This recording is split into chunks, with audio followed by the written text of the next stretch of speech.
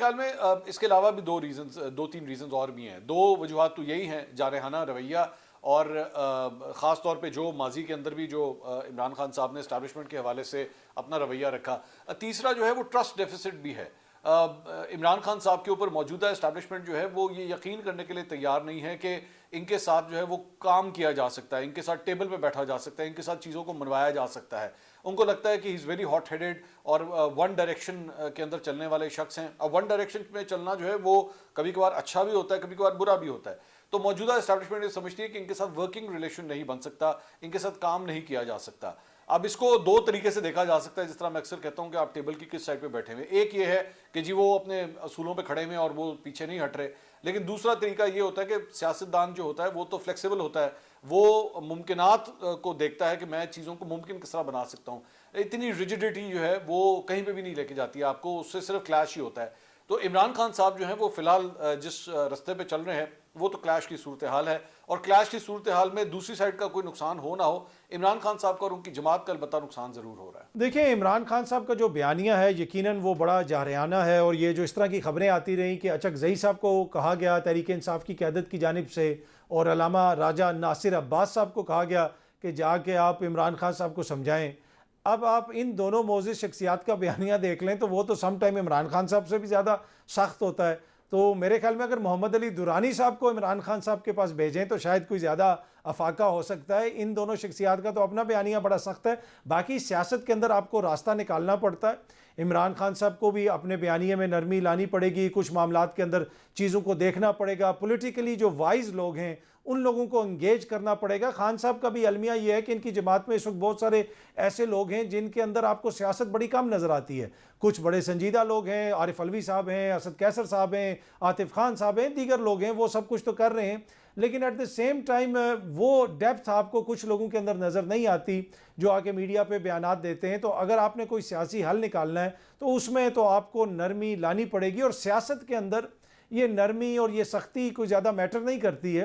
آپ کو اپنے گولز اچیو کرنے ہوتے ہیں. ہاں، آپ اپنے جو پرنسپل آپ کا بیانیہ ہے آپ اس سے نہ ہٹیں. آپ میاں صاحب کی طرح اپنے ووٹ کو عزت دو کہ بیانیہ کو دریائے راوی میں نہ بہا دیں جس کے بعد راوی چین ہی چین لکھے. آپ اس حد تک نہ جائیں، لیکن کچھ چیزوں کے اوپر آپ کو وقتاً سم ٹائم آپ کو چیزوں کو تھوڑا سا منور کرنا پڑتا ہے. انفارچونیٹلی منیب فاروق صاحب، یہ آپ بہت اچھے طریقے سے جانتے ہیں کہ دیگر جماعتوں کی طرح پاکستان تحریک انصاف کے اندر بھی ڈیموکریٹک نارمز تو رہی نہیں.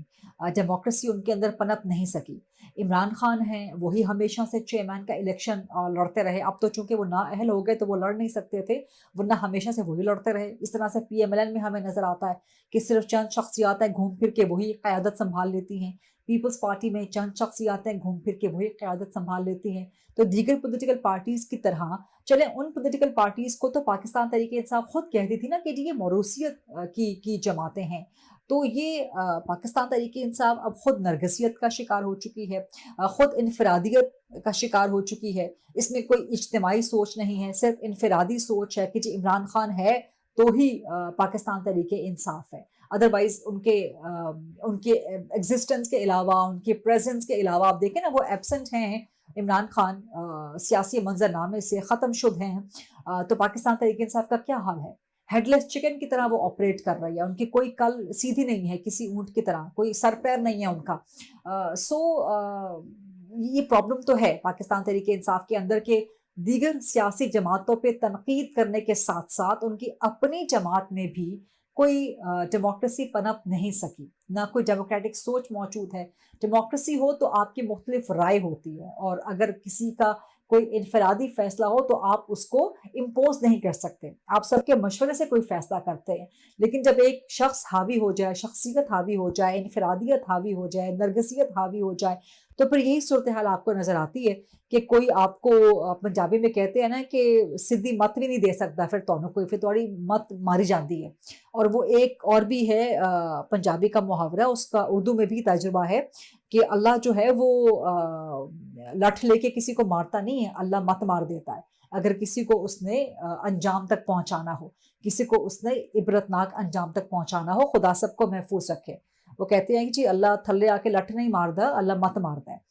تو وہ پاکستان تحریک انصاف کے ساتھ وہ صورتحال ہے کہ آپ کی اپنی سیاسی غلطیاں اتنی زیادہ ہیں کہ آپ کے اندر کوئی عقل، کوئی سوچ، کوئی مت رہی ہی نہیں، اور کوئی آپ کو عقل، سوچ، کوئی سین مشورہ دینے والا رہا بھی نہیں۔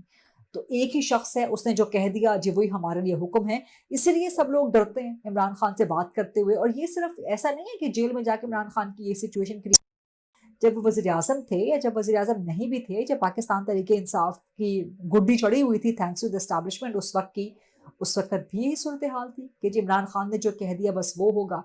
تو یہ انفارچونیٹلی پاکستان کی سیاسی جماعتوں کا ایک المیہ ہے کہ اندر ان کی پولیٹیکل پارٹیز کے اندر جمہوریت نہیں ہے۔ تو یہی کنڈک لے کے جب وہ حکمران بنتے ہیں تو پھر آپ کو نظر آتا ہے وہ سب کچھ۔ اس سے کوئی بڑی انفارچونیٹ کوئی سچویشن ہو سکتی ہے عمران خان صاحب کے لیے بھی اور ان کی پارٹی کے لیے، کہ عمران خان صاحب سے اتنے ان کے پارٹی کے لوگ ڈرتے ہیں، اتنا ڈرتے ہیں کہ ان کو اپنے تئیں جو سمجھتے ہیں کہ ہمیں بات کرنی چاہیے وہ بھی نہیں کر سکتے۔ بیرسٹر گوہر کوئی عام آدمی نہیں ہے، پارٹی چیئرمین ہے جن کو عمران خان نے بنایا ہے۔ وہ ڈر رہا ہے کہ میں نے خان صاحب کو کہا تو خان صاحب مجھے جھاڑیں گے، مجھے ڈانٹ دیں گے، مجھے سنپ کریں گے، شٹ اپ کال دے دیں گے، لہٰذا وہ محمود خان اچکزئی صاحب کے پاس جاتے ہیں، راجہ ناصر عباس صاحب کے پاس جاتے ہیں۔ یہ پارٹی کا وہ کہتے ہیں، عمران خان صاحب کہتے تھے پارٹی کے اندر میں ریئل ڈیموکریسی لاؤں گا، یہ ریئل ڈیموکریسی ہے، یہ جمہوریت ہے کہ آپ کو پارٹی کا چیئرمین جو ہے آپ سے بات کرتے ہوئے ڈرتا ہے۔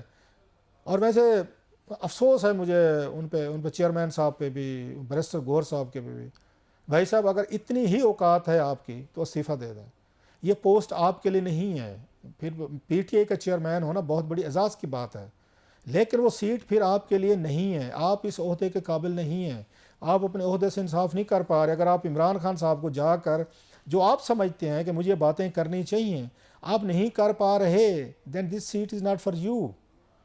پھر معذرت کے ساتھ پھر یہ بزدلی ہے، پھر یہ لالچ ہے، گریڈ ہے کہ میں اپنے سیٹ پہ قائم رہوں، میں نے کوئی باتیں کر دی تو خان صاحب ناراض ہوں گے، اور پھر چیئرمین شپ کی جو لالچ ہے وہ آپ کے کریکٹر، انٹیگریٹی اور سیلف رسپیکٹ پہ حاوی، کہ آپ جا کے دوسرے لوگوں کو کہہ رہے ہیں محمود خان اچکزئی جائے گا جس کا خان صاحب مذاق اڑاتے تھے اور اس کو مطلب جھکتے مارتے تھے، ان کی خان صاحب زیادہ عزت کرتے ہیں جن پہ جھکتے مارتے تھے، جن کی چادریں لے کے ہمیں مذاق دکھاتے تھے، ایکٹنگ کرتے تھے، اس کی خان صاحب زیادہ عزت کرتے ہیں، ان کی بات سن لیں گے، انہیں کچھ نہیں کہیں گے، آپ کو وہ شٹ اپ کال دے دیں گے۔ واہ، امیزنگ یہ آرگومنٹ ہے سر۔ اب یہ دیکھیں اس ملک کی یہ پارٹیز ہیں، یہ لیڈرز ہیں، میں دعویٰ نہیں کرتا زیادہ اس میں اگر ان کی جگہ ہوتا سر، جو میں سمجھتا یہ بات کرنی چاہیے خان، میں جا کے کرتا، رکھنا ہے پارٹی میں رکھیں، نہیں رکھنا کسی اور کو رکھ لیں، یہ کام ایسے ہونا چاہیے۔ میں چاہتا ہوں کہ میں پارٹی چیئرمین ہوں، ہمیں ایسے کرنا چاہیے، یا آپ کو ایسے تھوڑا سا جو ان کا خیال ہے ٹھنڈا ہونا چاہیے۔ پارٹی چیئرمین نہیں بات کر سکتا، بیرسٹر گوہر نہیں بات کر سکتا، عمران خان اتنی بڑی خان صاحب دہشت پھیلائی ہوئی ہے خان صاحب نے پارٹی کے اندر، دہشت ہے، اتنا خوف ہے، اتنا روب، اتنا دبدبا ہے کہ بیرسٹر گوہر